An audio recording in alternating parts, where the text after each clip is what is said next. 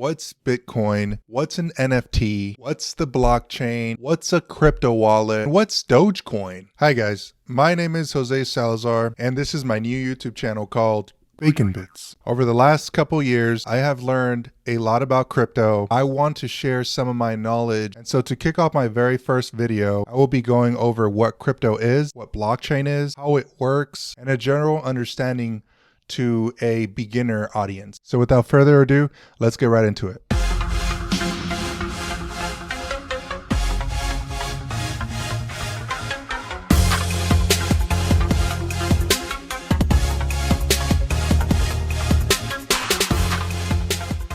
So before we get started, please consider hitting that like and subscribe button. That will help me create more videos just like this one for you guys. So back to the video. So what is crypto?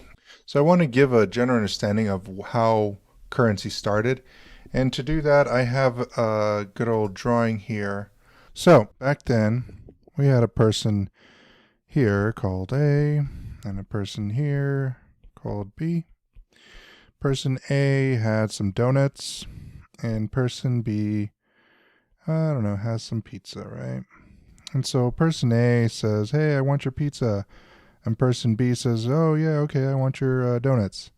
Okay, cool. So people used to exchange them, which is known as bartering. And so people would just exchange different goods. And that's how the world was back then when currency wasn't a thing. And so the issue came when person A wants the pizza, but person B doesn't want donuts. A way that people solved this was finding a common value for everyone, which was something known as gold. And so you would exchange these blocks of gold, but oftentimes these blocks of gold were very heavy. People didn't like to carry them around everywhere. And so what they did is they stored these blocks of gold in a place called, as we know today, the bank. The bank would then give you a note with your name, and this note had the balance of whatever amount of value that you had. And so then people started to exchange these notes. Instead of people exchanging goods, you had people exchanging these notes for different types of values, right? These notes, you can withdraw your gold and anytime you want. We take it a step further and these notes are now known as the dollar, but now we live in a world where we don't even use cash as much as we used to. And so now we use these things called credit cards or debit cards. And these debit cards, all they are is a number that is tied to the bank, and you use this credit card to buy things such as goods online. You can buy anything on Amazon, at the mall, whatever you want to do. You can buy things with a plastic card now. And so now instead of a credit card, picture a crypto wallet. And a crypto wallet, all it is a form of you interacting with the blockchain. And so you can think of the blockchain as a spreadsheet of transactions. You use your wallet. So this is your wallet, your crypto wallet. And you use your crypto wallet to interact with the blockchain. And I'll go over the blockchain in a little bit. But just know that the wallet is used to interact with the blockchain. And so this wallet has two things here. It has your public key and it has your private key. And so your crypto wallet uses both keys, your public to initiate any transactions on the blockchain, and your private key is used to validate any of those transactions that you might make. This blockchain is basically think of every single one of these blocks as just a spreadsheet of all the transactions that have ever been made in crypto. And so, you know, each one of these block sheets are something like Joe, I don't know, pays Molly $5. And so you have pay $5, right? And so there's another transaction after that that says, well, now Molly pays the $5 to Joe. So she gave him back to Joe. So Molly gives $5 to Joe. And then Joe pays Susie $5. And so you just have, it's just a list of constant transactions. And that's all the blockchain is. And so these spreadsheets are tracked in a form of these things called nodes. Nodes is what makes a blockchain. And so without nodes, the blockchain wouldn't have such a trustable system. Nodes are decentralized, and a good way to show you what a node is, each node here, so this is one node, this is 2, 3, 4, 5, 6, 7, 8. Let's just say 8 nodes.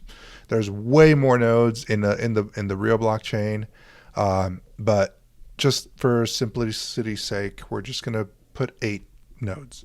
And so in each one of these nodes, there, like I mentioned, the spreadsheets of the transactions, every single node has all of these spreadsheets in every single one, right?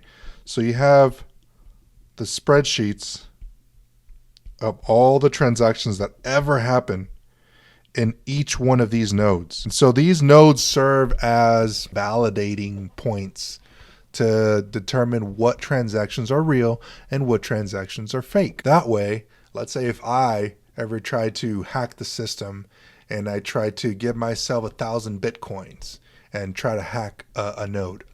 Well, if I did that, well, the node is going to be now flagged because these nodes check with each other what the actual percentage of these are correct. So they all talk to each other.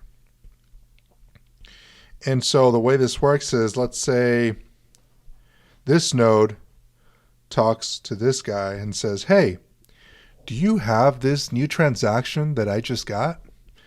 And this guy goes, what? What transaction are you talking about? I don't have this transaction on mine. And then this guy checks with this guy, says, hey, did you have that transaction that this guy has? No, I don't have that transaction. Oh, well, that must be a fake. And so if 99% of the network nodes say, no, that transaction is not valid, it was never made, then that entry is rejected. And so that's what really makes, that's the real beauty of crypto. That transaction cannot be made because it has to go through every single one of these nodes, which is thousands in the blockchain. Now, let me explain to you between a centralized system and a decentralized system. This is pretty easy. As you can see, a decentralized network here, you can see that it just talks, it looks like a spider web. There's all kinds of nodes talking to other nodes. It's crazy, right? And so, a centralized system, everybody's aware of it. You have the bank, right? And the bank can tell you what you can and can't do. It can tell you everything. It has all the rules, right? You have a $2,000 withdrawal limit on the ATMs. I don't know. You can have something like your check will take 3, 4, 5 business days to become available on your account. Those kinds of rules do not exist in crypto. And so what you have here, a bank is, everybody has to go to it so that they can withdraw, deposit, whatever, whether you do it by phone or whether you do it by the app or in person, it doesn't matter. You still have to go through the bank and you have to make all these transactions. With crypto, obviously, you don't have to do that. You can, all you need in a crypto, for cryptocurrency, is the internet and a crypto wallet. That's it. So this is the main difference between a decentralized system, which is crypto, and a decentralized system, which is, it could be called as the bank.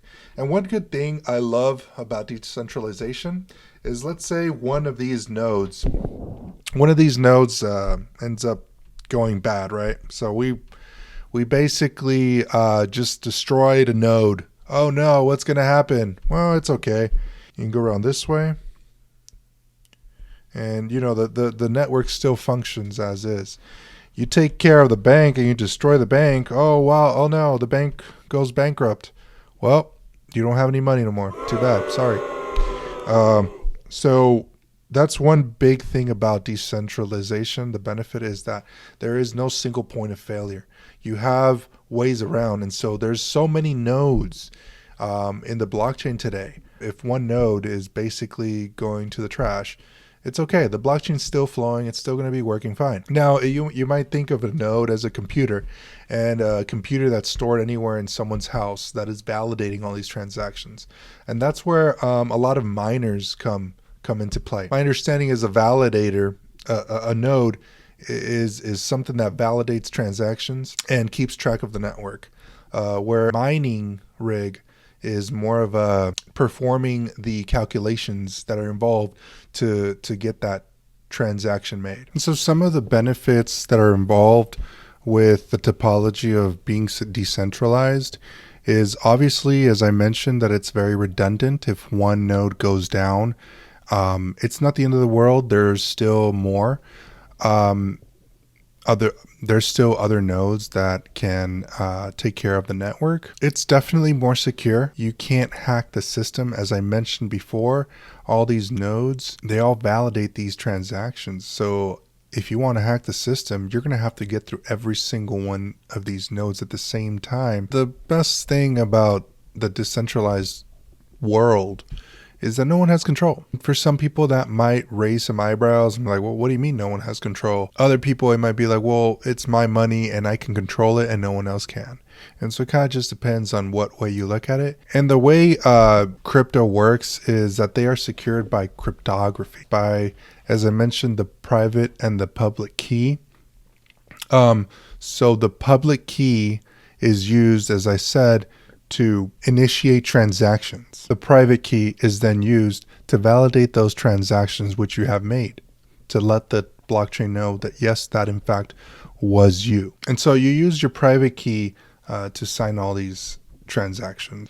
And so when the private key and the public key are used in conjunction, this is the only method of performing transactions in your wallet. Some of the disadvantages that I'd like to go through here for crypto on the decentralized aspect of it is that there's no customer service. You can't do that with crypto because no one owns it. There is no centralized system here. I'm gonna make another video on crypto wallets because that's a whole nother topic.